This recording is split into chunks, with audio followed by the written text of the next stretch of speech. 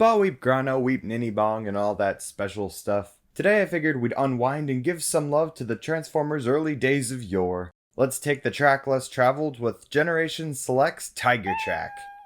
I assume most of you know the story already, but for those of you who don't, before Transformers was imported into the US by Hasbro, many of the original figures that would go on to become Transformers were released under a Japanese toy line called Diaclone, or, as Chris McFeely says it, Diaclone. I wish I had a voice like his. Diaclone.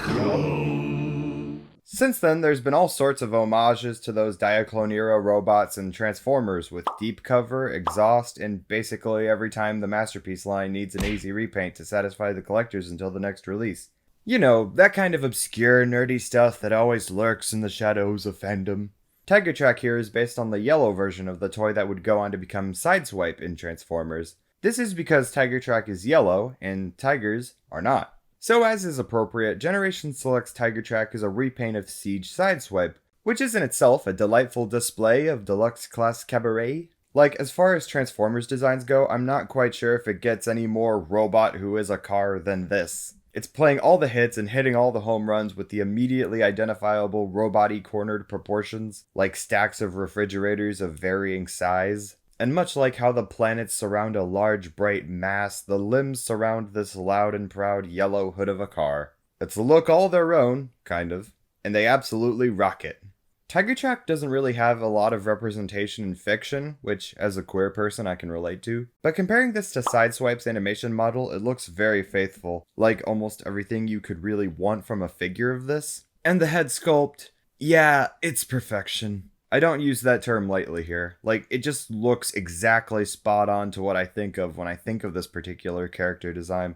Handsome, robotic, futuristic, it's got it all. As a whole, the sculpt work throughout does a whole ton of favors, really bringing out the individuality and keeping everything looking consistently interesting.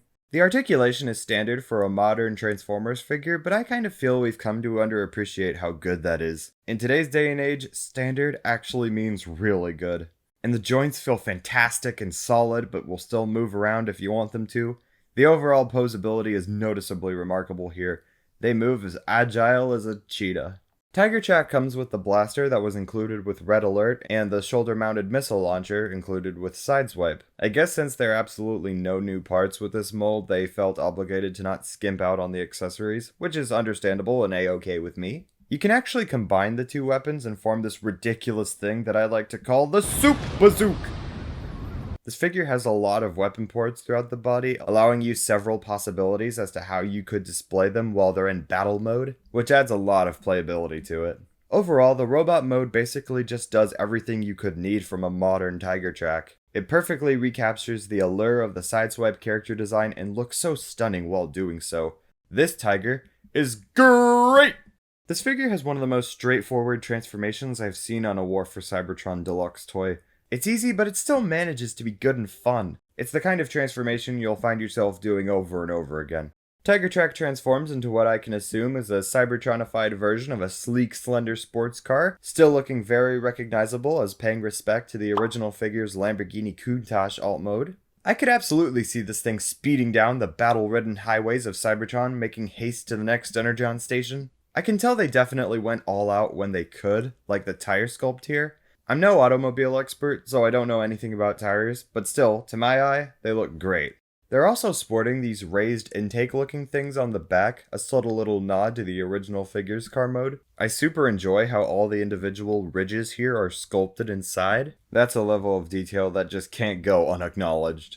3 of the weapon ports are visible in car mode, meaning you can place the weapons on them and turn them into more of this battle car. It looks about as well as you'd expect. I've never exactly been one for weapon placement on alt modes, but I guess I appreciate that it's a thing you could do if you wanted. And if you don't like it, well, you could just not. The enlarged mono windshield looks really cool and futuristic in a spacey kind of way. I think I would have preferred if they had just made this black as opposed to translucent like it is on Red Alert. Some of the figures' insides are just a bit too visible for my liking. But that does little to impact the overall effect. Plus, I'm digging the detail sculpted inside the windshield, looking like a strange, clear, translucent Pac-Man level.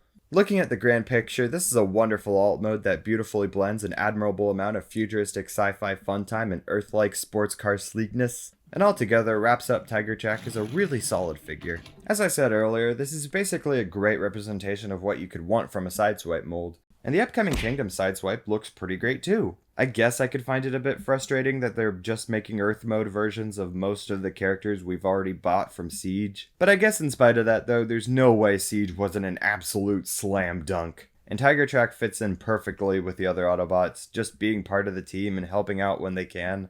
Love bites so deep, and we've got Tigertrack.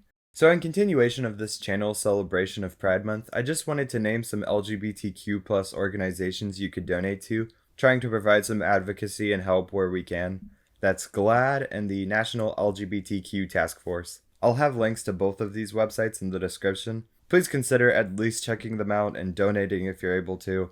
Please hang in there to the best of your abilities and be excellent to each other. Rawr.